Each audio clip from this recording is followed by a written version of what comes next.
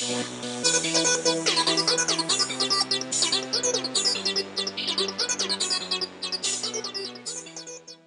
poids relatif des facteurs d'environnement ou des facteurs génétiques, il est très variable selon l'âge à laquelle la maladie est diagnostiquée. Si vous êtes diagnostiqué après l'âge de 60 ans, la probabilité qu'il y ait des cas dans la famille est très faible, et on a étudié ça dans le nord de la France, ça va être 3 à 4% de cas qui sont dans le cadre de familles où il y a des maladies inflammatoires.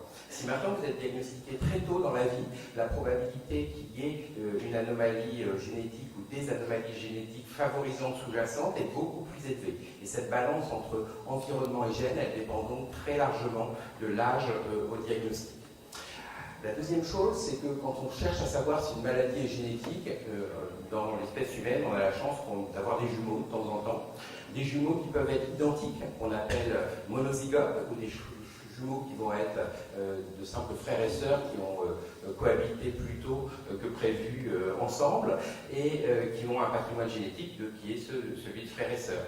Les jumeaux identiques, ils vont avoir une probabilité de développer la maladie de Crohn ou la rectocolite hémorragique qui va être de l'ordre de 35 à 45%, alors que le taux va être beaucoup plus faible si vous êtes seulement frères et sœurs et que vous partagez l'utérus de votre maman. Ensuite, les chercheurs se sont embrassés de cette question génétique et il y a eu deux approches. La première, c'est celle de l'hypothèse, c'est que vous avez un gène candidat, vous vous dites c'est cette fonction-là qui m'intéresse, je vais aller regarder si cette fonction ou cet endroit sur le génome est altéré et je vais comparer des gens malades à des gens pas malades. Et pour ça, il vous faut une idée. Et quand vous n'avez pas d'idée, vous êtes mieux d'avoir beaucoup d'argent et beaucoup d'amis. Et donc c'est l'autre façon pour approcher ces maladies génétiques, c'est de tester sur des milliers et des milliers de patients et de gens sains les anomalies génétiques pour essayer de trouver des facteurs favorisants. Et ces deux attitudes, elles ont marché puisqu'on a trouvé énormément de variants génétiques qui sont associés un petit peu plus fréquemment à la présence de la maladie. À ce jour, plus de 140 dans la maladie de Crohn, 133 dans la rectocolite hémorragique. Le problème, c'est que chacun de ces variants, il pèse un quart de poil de mollet de fourmi. On a appris plein de choses avec ces variants. La première, c'est que ce qu'on savait, qu'il y avait des maladies qui étaient cousines, qui permettaient de faire des salons de polyarthrite, maladie de Crohn, c'est qu'il y avait des variants qui étaient communs à plusieurs types de maladies. Et donc là, vous avez représenté les variants que les maladies inflammatoires partagent avec la maladie de B7, le psoriasis, certains types de diabète, de maladies cœliaques, de polyarthrite rhumatoïde. Et donc, il y a des anomalies qui sont communes à plusieurs maladies et qui finalement redisent bien quelque chose qu'on avait observé depuis assez longtemps. Mais surtout, ce qu'on a appris, parce que on le savait déjà, c'est que ces anomalies nous pointaient du doigt certains mécanismes qui étaient sous-jacents à ces maladies inflammatoires, dont on se doutait pour certains, le contrôle de l'immunité, et pour d'autres qui étaient beaucoup plus inattendus, comme un mécanisme comme l'autophagie. Et ça a ouvert des pans entiers de recherche. Alors je vais prendre un tout petit exemple. Vous savez que ce qui est important, c'est d'être sûr que ces bactéries, elles sont à vous. Et pour ça, il faut les reconnaître. Et vous avez un système de reconnaissance qui est à la surface de vos cellules, et vous avez un système de reconnaissance qui est à l'intérieur de la cellule. Et on a trouvé des mutations sur la reconnaissance de ces bactéries à la surface comme à l'intérieur de la cellule. Et le premier gène qui a été découvert comme associé à la maladie de Crohn, il est porté par le chromosome 16, c'est le gène NOT2-CART15, il a été découvert par une équipe française, Cocorico, à partir de familles du nord de la France, Cocorico une deuxième fois, et ce gène, il nous a permis d'apprendre beaucoup sur les mécanismes impliqués dans les étapes intimes de la maladie. Et juste pour montrer un petit peu de science, vous avez représenté sur la partie gauche de cette diapositive une protéine qui nous défend contre certaines bactéries, une défensine. Elle est fabriquée normalement, c'est l'histogramme de gauche. Et puis quand les gens sont malades avec une maladie de Crohn, la production de cette protéine baisse de façon importante. Et sur la partie droite de la diapositive, vous avez cette baisse chez tous les patients avec une maladie de Crohn, mais ceux chez lesquels la baisse est encore la plus importante, c'est ceux qui ont la mutation sur NOT2. Et donc comme ça, on a été capable de faire le lien entre une anomalie génétique et un mécanisme qui peut promouvoir l'inflammation intestinale. Alors en pratique, Le problème de tout cela, c'est que ça a généré énormément d'informations, mais quand on revient au conseil que l'on peut donner, qu'est-ce que l'on sait? On sait qu'autour de moi, mon père, ma mère, mon frère, ma soeur, mes enfants, ils ont un risque plus élevé de développer la maladie parce que je suis malade. Mais ce risque, il est autour de 5%. Le deuxième message, c'est qu'en dépit de toutes ces découvertes, de tous ces gènes, au jour d'aujourd'hui, ces gènes ne nous aident pas pour le diagnostic. Et donc on n'a rien gagné, on est quand même obligé d'aller voir le gastro-entérologue, quand même obligé d'avoir des endoscopies pour faire le diagnostic de ces maladies inflammatoires. Mais en revanche, là où on a beaucoup d'espoir, c'est que ces anomalies génétiques, elles peuvent probablement, et nous aideront probablement dans les années qui viennent, à guider les traitements et à guider le pronostic de la maladie en essayant d'établir des profils génétiques associés à une moins bonne évolution, ce qui permettra de décider plus tôt de traitement et d'être beaucoup plus actif sur les maladies.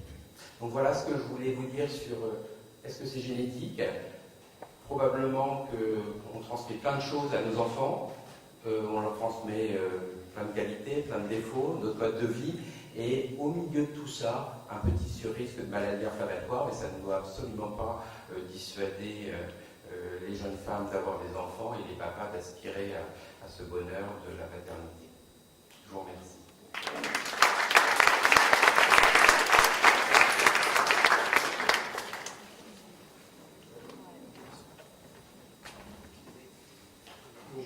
Même problématique, mais sur un aspect plus pratique, en sachant que sur l'aspect variant, risque de transmission, ce qui a été dit sur la micro a beaucoup d'éléments communs avec la polyarthrite rhumatoïde.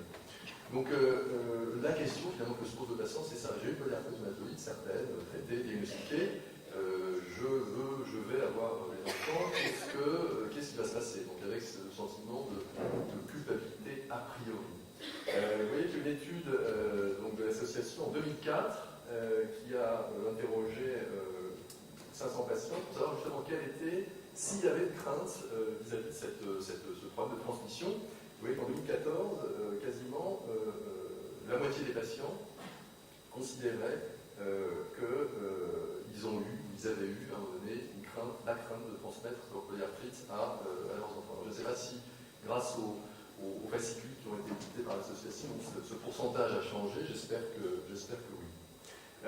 Le risque donc de transmission en pratique, il est extrêmement faible. Le risque d'avoir une polyarthrite, en France en tout cas, il est de 0,3-0,5%. Quand on a dans ses antécédents du premier degré, chez sa mère notamment, une polyarthrite rhumatoïde, le risque est un petit peu plus élevé, mais pas beaucoup. Donc en gros, ça ne va pas changer la pratique, ni en termes de crainte, ni en termes de dépistage éventuel. Donc, finalement, c'est presque un faux problème. Le problème est un peu différent quand il y a de chaque côté des antécédents du premier degré avec des polyarthrite rhumatoïdes, où là, le risque est un peu plus élevé. Néanmoins, là encore, sauf cas très particulier, il n'y a pas de raison que le projet de grossesse soit remis en cause par ce simple élément de risque de transmission. Je ne parle pas, bien sûr, du contrôle éventuel de la maladie. Donc il y a une composante génétique, donc c'est comme dans le Crohn, il y a plein de variants, chaque variant a une responsabilité infime, et donc pour l'instant, en pratique, ça ne débouche sur aucun dépistage ou aucune stratégie de prévention.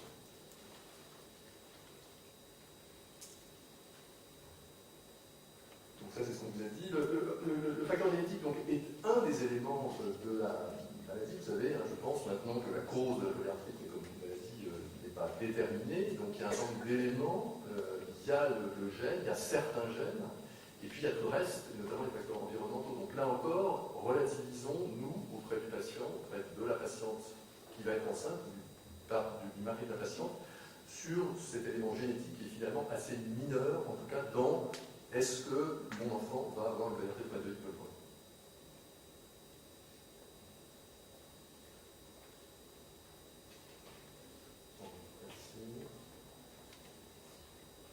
Donc en pratique, c'est-à-dire vous, donc le patient, eh bien, il faut le rassurer. Lui expliquer que voilà, le risque de transmission, il est faible, il est très faible. Et que ni pendant la grossesse, ni avant, ni après, il faudra faire des examens, des sérologies, des anticorps anti-CCP en l'absence de symptomatologie. Et tout ça est assez bien résumé au niveau du patient, donc par ce fascicule qui a été édité, je crois, l'année dernière, que vous avez dû lire ou que je vous conseille de lire. Merci.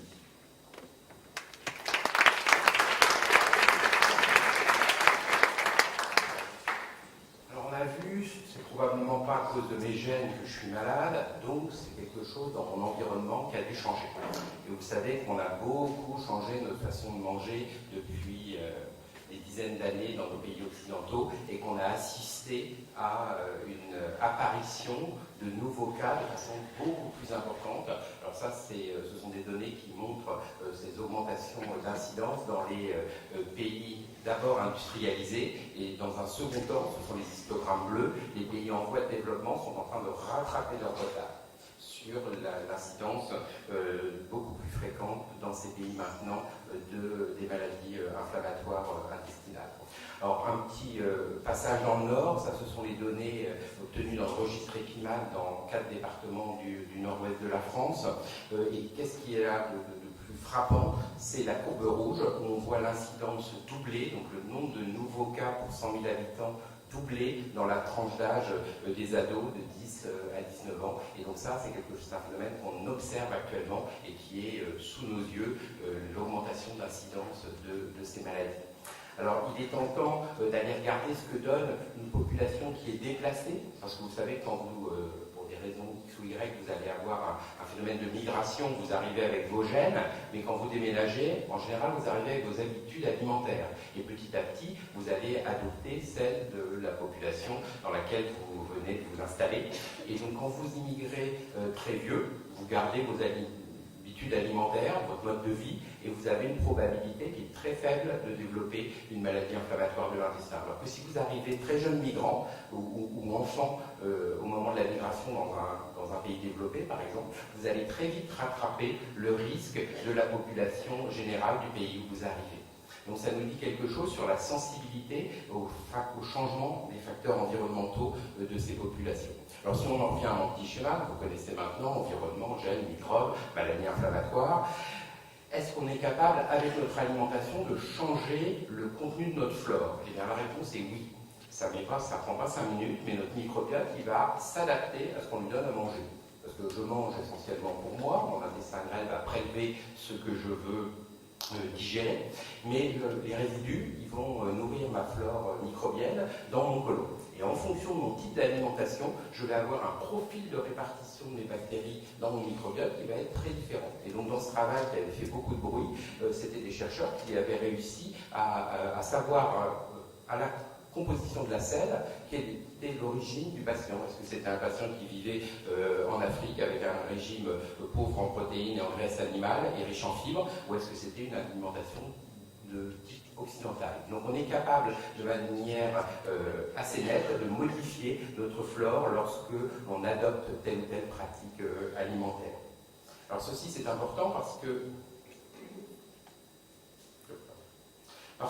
la balance entre ces composés bactériens va nous faire basculer vers un profil plutôt pro-inflammatoire de nos bactéries coliques. Vous savez que ce microbiote, il peut, en fonction de sa composition, être associé plus ou moins au risque de développer une maladie inflammatoire. Et donc nos habitudes alimentaires peuvent faire basculer la balance, j'allais dire, du mauvais côté de cette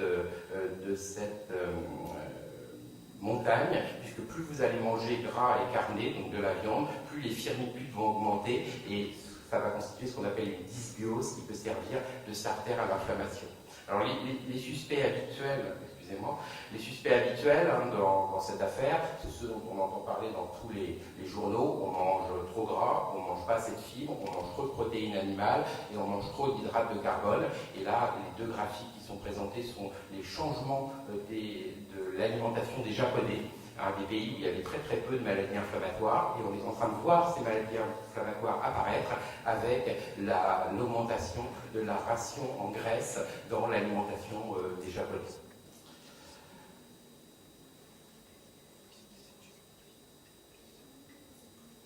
Alors, il n'y a pas que des nutriments hein, dans notre alimentation. Vous savez qu'il y a énormément d'additifs et de composés. Alors, il y a beaucoup de suspects hein, dans les laboratoires pour essayer de trouver tel ou tel additif. Mais il y a des données notamment sur les émulsifiants qui sont dans certains nombre de plats préparés et qui sont associés à des modifications de notre microbiote et de notre barrière intestinale. Et la consommation de ces émulsifiants, si on regarde comment elle a évolué ces dernières années, elle est devenue de plus en plus importante. Donc si on résume, trop de protéines, trop de gras, pas assez de fibres, trop d'alimentation préparée, on voit bien que le discours se construit autour d'une alimentation saine et équilibrée pour prévenir ce type de maladie. Alors ce qu'il faut retenir, c'est que ce n'est pas automatique. Ce n'est pas parce que l'on a ce profil d'alimentation qu'on va développer une maladie inflammatoire. Si vous mangez trop gras, trop de protéines et puis pas assez de fibres, vous allez surtout prendre du poids et avoir des risques cardiovasculaires.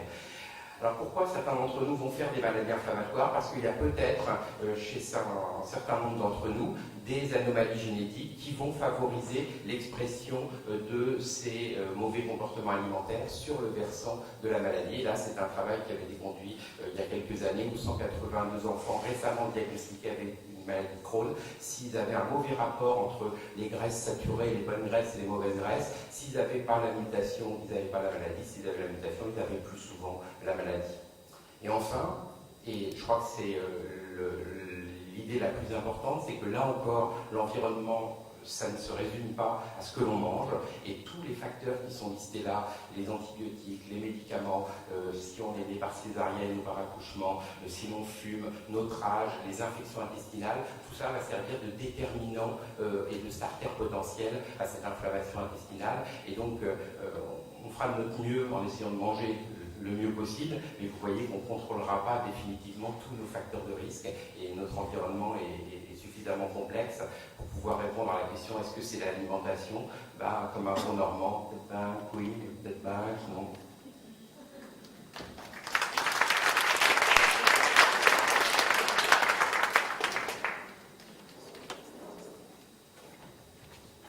Sans relation avec le sujet précédent, même si je crois que c'est l'objet de nos sessions, le rôle de l'alimentation a été suspecté, évoqué dans la pédiatrie rhéumatoïde.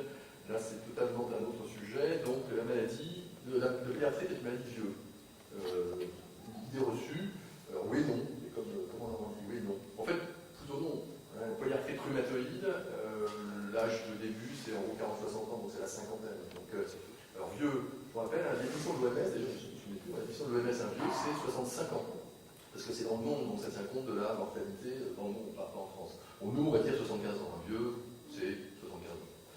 Donc non, la pédiatrie rhumatoïde commencera à un moment après 75 ans. Il y a des cas, hein, et c'est une forme clinique d'ailleurs souvent un peu particulière, avec une atteinte plutôt proximale, plutôt des débuts de la sablologie qui est souvent plutôt plus aux épaules, beaucoup plus qu'au niveau des mains et des pieds. Donc il y a des formes à début tardif, c'est une forme clinique particulière, c'est pas la majorité des polyarthrites rhumatoïdes. Il y a par ailleurs des polyarthrites rhumatoïdes qui ont débuté donc à la cinquantaine et qui vieillissent et qui ne rentrent pas forcément, ou qui ne guérissent pas forcément, et donc qui peuvent rester actifs et qui vont nécessiter une prise en charge tout à fait identique finalement à une polyarthrite du sujet plus jeune.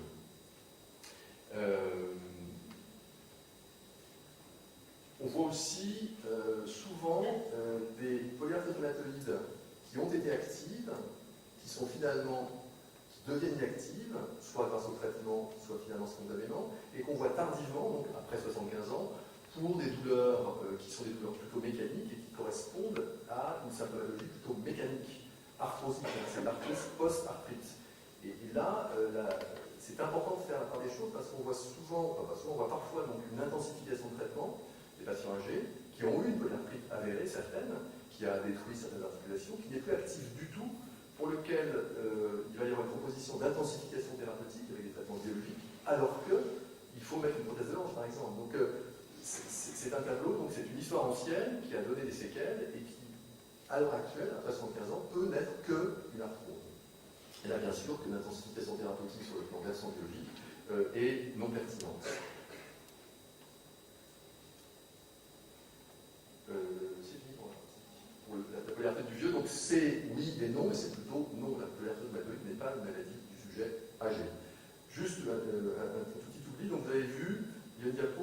ce qu'on appelle la PPR. La PPR, ce n'est pas une forme clinique de polyarthrite rhumatoïde, c'est une pseudo-polyarthrite rhizomédique. Pseudo, ça veut dire que ce n'est pas une vraie. Et donc c'est une pseudo-polyarthrite rhizomédique, parce que c'est une symptomatologie qui touche surtout donc, les épaules, qui est différente de la forme clinique de polyarthrite rhumatoïde, et qui s'associe à un grand syndrome inflammatoire, et dont le traitement repose exclusivement, on va dire, sur la corticothérapie, et qui est un tableau différent. Donc là, la pseudo-polyarthrite rhizomédique, c'est ce GHG. Voilà.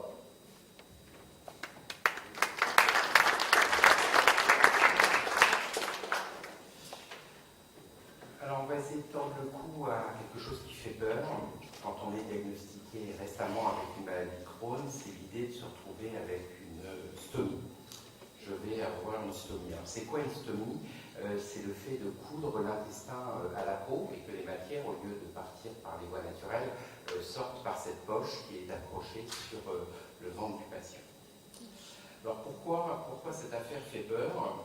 Parce que, vous savez, la maladie Crohn notamment, va évoluer par poussées successives. Et ces poussées successives, elles sont représentées ici sur la courbe en vague bleue qui est dans la partie basse de la diapositive. Ces poussées successives, elles vont entraîner des symptômes. Et on aime bien copier sur les rhumatologues avec la polyarthrite rhumatoïde, et on s'est aperçu après de nombreuses années que ça faisait à peu près pareil, c'est qu'avec cette inflammation, les dégâts structuraux allaient arriver sur l'intestin, et que ces dégâts structuraux, ils allaient entraîner des complications. Et donc c'est ce qui est représenté, cette évolution des dégâts sur l'intestin par la ligne rouge, et vous avez de temps en temps un événement, et la flèche vous indique le moment où le patient va être opéré. Alors si on fait un petit dessin pour repérer tout cela, donc vous avez sur la partie haute de la diapositive une inflammation sur un segment d'intestin grêle, sur la partie médiane ce qu'on appelle une sténose, un rétrécissement, donc le calibre de l'intestin va être réduit, et de ce fait-là, le flux de ce qui doit circuler dans l'intestin va être gêné, et on va développer des douleurs bien sûr, on peut même développer à l'extrême une occlusion intestinale, c'est-à-dire que le transit peut se bloquer, on se met à vomir, l'abdomen devient très distendu, et on est obligé de se faire opérer, ou bien on peut développer des fistules ou des abcès, parce que l'inflammation au cours de la maladie Crohn va toucher toute la paroi de l'intestin, et elle est capable, l'inflammation, de faire traverser les lésions de la paroi. Et vous imaginez bien que le contenu de notre intestin, c'est pas toujours super clean. Il y a des bactéries, il y a ce qu'on a mangé, et si ça quitte l'intestin, ça va entraîner des répercussions importantes qui peuvent être des fistules si le contenu de l'intestin va dans un autre organe, ou ça peut donner un abcès si le pus se collecte autour de l'intestin. Alors ici, vous avez une IRM chez une jeune dame qui était enceinte au moment où ça lui est arrivé, et ce qui est représenté par la flèche, c'est la communication d'un morceau de son intestin avec une zone musculaire. Donc vous voyez que ça peut arriver à tout moment, et ça peut arriver surtout après plusieurs années d'évolution. Et ces complications, elles font toute la gravité de la maladie, et puis c'est pour ça que nos stratégies sont en train d'évoluer, et on en dira un mot pour voir comment on arrive à se tirer de ce genre de mauvais pas. Alors la conséquence de tout ça, c'est qu'au cours des maladies inflammatoires, des fois on quitte son gastro-entérologue pour aller voir un chirurgien digestif. Et la probabilité d'être opéré une fois dans sa vie, lorsqu'on était diagnostiqué il y a une vingtaine d'années, elle atteignait 60%. Donc 60% des patients allaient être opérés au moins une fois dans leur vie lorsqu'ils étaient diagnostiqués il y a de nombreuses années. C'est ce qui a fait le message très très négatif de cette maladie, puisque ça se terminait très souvent par une opération, très souvent pour une opération au moment d'une complication. Et on verra que lorsque la chirurgie elle est faite quand il y a une complication, et c'est là où il y a un risque de voir la stomie. Dans la rectocolite hémorragique, la courbe paraît plus impressionnante, mais il faut se méfier, l'échelle n'est pas la même, et c'est seulement 25% des patients qui seront un jour opérés lorsqu'ils avaient été diagnostiqués il y a une vingtaine d'années. Alors, la médecine a fait beaucoup de progrès, mais en matière de traitement de la maladie de Crohn, c'est la chirurgie qui a fait énormément de progrès. Vous savez que très longtemps, on a ouvert le ventre des gens du pubis au thorax, ça faisait des cicatrices qui étaient moches, et que la révolution de la laparoscopie est passée par là. Donc les chirurgiens ont commencé à devenir habiles de leurs mains, c'est une bonne nouvelle, et à travailler à distance en mettant des trocars dans l'abdomen et en travaillant au travers de ces trocars. Alors au début, ils étaient gourmands. Sur le schéma de gauche, il y a 5 trocars. Ils sont devenus moins gourmands, 3 trocars, c'est le standard actuel, et ils sont par moments devenus absolument pas gourmands, puisqu'ils passent tous leurs instruments par le nombril. Alors cette cicatrice, moi je l'ai depuis de nombreuses années maintenant, et ce qui fait que lorsque l'on se réveille d'une opération qui est faite en monotrocar, voilà l'abdomen du patient qui n'a qu'une petite cicatrice, un ombilic, pour être parfaitement honnête, un petit peu élargi tout de même, avec une petite cicatrice autour, mais la chirurgie peut être réalisée par cette technique-là. Alors, pourquoi on se retrouve, même en 2018, avec un risque d'avoir une poche? Pourquoi? Parce que lorsque l'on fait une suture digestive, il faut pouvoir la faire dans de bonnes conditions pour qu'elle cicatrise. Parce que rien n'est pire que cette suture lâche une fois que le chirurgien a refermé le ventre ou actuellement a retiré ses trocars. Parce que là, on est tout seul avec la complication et la complication va se produire dans le ventre. Et on connaît des facteurs de risque qui sont associés avec ces chirurgies qui peuvent mal se passer. C'est si la chirurgie est faite en urgence quand il y a une infection, si le patient est sous cortisone, et au-dessus de 20 mg de cortisone, les risques de lâchage de suture sont très importants, ou bien si le patient est dénutri et n'est pas capable de cicatriser. Et dans ce contexte-là, quand le chirurgien doit opérer avec l'un ou l'autre de ces 3 facteurs, eh bien, il ne prendra pas le risque de laisser la suture lâcher dans le ventre de son patient. Il confectionnera donc une stomie. Cette stomie, elle sera temporaire puisqu'elle aura pour but de permettre une bonne cicatrisation de la couture et permettre de protéger la couture du passage des matières. La deuxième situation, elle est extrêmement rare, c'est lorsque vous ne pouvez pas faire de suture parce que vous n'avez plus rien pour accrocher le morceau d'intestin. Et ça, c'est ce qui va se passer lorsque la partie toute distale, notre rectum ou notre anus, vont être très malades. Vous imaginez bien qu'une fois que vous avez coupé, si ce qui reste est inflammé, le chirurgien ne pourra jamais raboter sur le morceau malade. Et donc, dans ces cas-là, ce sera une stomie qui sera considérée comme définitive. Donc, on a 2 stratégies qui en général se traduisent par 2 types de stomie. Si la stomie doit être définitive, on la fera terminale, c'est-à-dire qu'on coudra, on va coudre l'intestin sur la paroi de l'abdomen, c'est ce qui est représenté sur la partie haute de la diapositive. Et puis on peut faire une stomie latérale sur le côté de l'intestin, qu'on appelle sur baguette, parce que le petit tuyau blanc que vous voyez sur la partie en bas à droite de la diapositive est le morceau de plastique qui va permettre à l'intestin d'aller à la peau. Et le gros avantage de cette deuxième technique, c'est que le jour où on veut fermer la stomie, il n'y a pas besoin de rouvrir le ventre, on ressort le morceau d'intestin, on le suture, on le rentre dans le ventre et on ferme la peau et le tour est jaune. Les maladies digestives sont des maladies progressives. Et là encore, on a appris des rhumatologues que si on allait traiter au bon moment, avant que les dégâts n'arrivent, on était capable d'empêcher l'histoire naturelle de se dérouler et d'obtenir ça. Et ça veut dire plus de poussée, bien sûr. Le patient et son médecin sont au courant, mais surtout plus de séquelles et donc plus de risque de croiser le chirurgien. Et pour faire ça, on a des armes, les biothérapies, les immunosuppresseurs, et voilà les données telles qu'elles sont actuellement de diminution du risque de chirurgie depuis qu'on applique ces traitements et ces stratégies. Alors, vous voyez que la courbe est en pointillé, et donc la question, est-ce qu'on pourra répondre non, je n'aurai jamais de stomie, le jour où on aura réussi à amener cette courbe en pointillé le plus bas possible. On extrapole sous forme d'une droite, mais vous voyez que ce sont des ruptures dans les stratégies et dans l'arrivée des nouveaux médicaments qui font que ce risque descend et devient de plus en plus rare. Et dans notre pratique à tous, c'est devenu extrêmement rare d'être obligé de proposer ce type de stomie.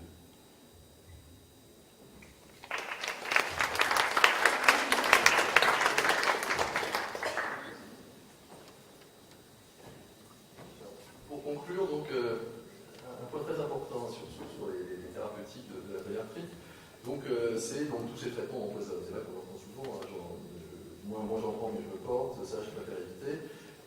Alors c'est bien sûr fondamental, puisqu'un traitement, ils sont plutôt des traitements efficaces, et les traitements ils sont efficaces que s'ils sont pris. Alors je vous mets la diapo là, parce que j'ai découvert récemment une patiente qui avait une bariatrie, qui était sous méthotrexate, et qui me dit, mais ça, attention, j'ai essayé de l'arrêter parce que j'ai vu que ça pouvait tuer. Alors, je dis, non, j'ai expliqué un petit peu la mode de surveillance et les effets secondaires possibles. Et j'ai lu la notice, et donc l'important de la notice, et dans la notice, il est effectivement noté à un moment donné que ce traitement, en cas de réaction allergique, peut aboutir au décès. C'est particulier, voilà, j'ai des civils, je sais, bref, à gauche. Voilà, c'est ça. Donc c'est pour le méthotrexate, c'est dans la notice, une faisant toxique générale, donc il est écrit effectivement, peut conduire au décès. À droite, j'ai dit que c'est un antibiotique, c'est pareil, on peut engager le processus vital. Et ça, c'est écrit, donc c'est vu à la télé, c'est la notice, et donc ça va inscrire un message qui va faire que voilà, il va falloir qu'on lutte contre cela. C'est un détail, mais ça m'a frappé, j'ai découvert récemment avec une patiente et j'ai vu que j'avais été surpris.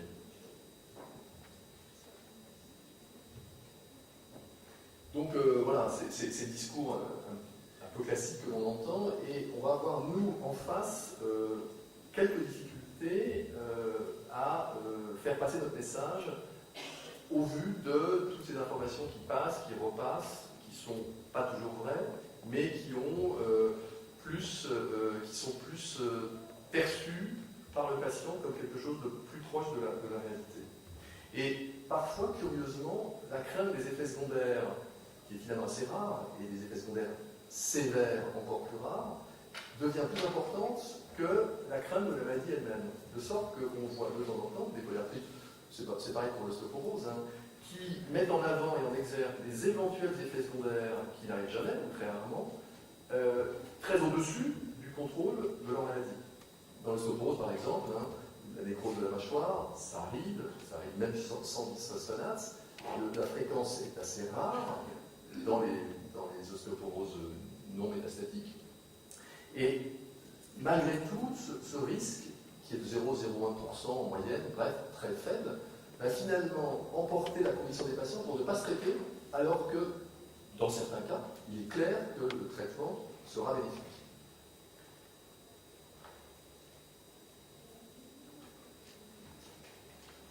Ce problème de mettre d'abord les effets secondaires par rapport à l'efficacité, il doit être réglé par ce qu'on appelle la décision médicale partagée. Alors c'est un terme très à la mode. Nous, dans nos recommandations, je vous rappelle que maintenant dans les grandes pathologies rhumatismales, mais les autres aussi, on a des bonnes pratiques. On va dire qu'on ne peut pas faire ce qu'on veut. On a des recommandations qui sont faisables, mais qui émanent de sociétés savantes, d'organismes internationaux, soit états-uniens, soit européens, soit français, qui nous disent en gros une polyarthrite, on fait comme ça. On commence par le méthotrexate, on surveille, etc. Donc il y a 11 recommandations qui sont réactualisées tous les 2 ou 3 ans. Avant ces recommandations de dire il faut donner du méthotrexate, il faut faire des radios, il faut surveiller, il y a des principes généraux. Et il y a 3 principes généraux, et le premier qui est le plus important qui m'en exergue, c'est la décision médicale partagée. Ça veut dire quoi? Ça veut dire le malade, il est en face de moi, je vais lui expliquer, je vais lui raconter, je vais lui expliquer les effets secondaires, leur fréquence, la surveillance, et je vais répondre à ces questions. Et c'est de cette décision médicale partagée que, en conclusion, on va aboutir au meilleur traitement pour ce patient donné. Et on ne peut pas d'emblée faire une ordonnance de méthotrexate sans avoir au préalablement expliqué les choses, parce que le risque, c'est effectivement que ce traitement ne soit pas pris, mal pris, et que le patient confonde finalement le vrai bénéfice du traitement par rapport aux effets secondaires qui sont finalement peu fréquents. Cette décision médicale partagée, qui est fondamentale dans les maladies chroniques, bien sûr, a un pendant sur le plan légal avec ce qu'on appelle la conciliation médicamenteuse, notamment dans les centres hospitaliers, qui là aussi va permettre, en expliquant aux patients les tenants et les aboutissants, et donc en réduisant autant que faire se peut ces effets secondaires, va permettre une meilleure adhésion vraisemblablement au traitement et une meilleure transmission des informations de l'ordonnance hospitalière au suivi de vie. Donc c'est quelque chose de récent qui est en train de se mettre en place et qui doit optimiser cette confiance du patient dans l'ordonnance qu'il a, qui est ce papier où il y a ces produits qui ne vont pas l'empoisonner, mais qui vont théoriquement améliorer son état de santé. En tout cas, c'est le but assigné de nos traitements, et qui sont, dans la thérapie et dans l'autonomatie inflammatoire, désormais assez efficaces par rapport en tout cas au traitement antérieur d'il y a une vingtaine d'années. Alors, on voit des patients, donc il y a des effets secondaires, plus ou moins fréquents, plus ou moins incommodants, qui vont faire que les malades vont se tourner à la médecine alternative. Alors là, c'est le poteau rose, ou voilà, tout est ouvert. Ça, c'est une photographie d'un département de bouquins de médecine dans une grande librairie médicale de Paris. Et encore, c'est le tiers de. Voilà, il y a de tout, si vous voulez. Là, on peut effectivement pêcher sur comment finalement éviter les effets secondaires, comment utiliser un pendule, comment, etc. Il faut que le discours du patient, il faut l'écouter et il faut le relativiser. Et il faut lui dire qu'il y a peut-être des médecines alternatives parallèles qui peuvent s'associer aux traitements classiques, mais en évitant les dérives et en expliquant bien l'objectif final du traitement. Donc on lui explique, on le rassure, on fait la surveillance adéquate, on le revoit et on essaye d'anticiper ses questionnements de façon à ce que l'adhésion au traitement soit la meilleure possible.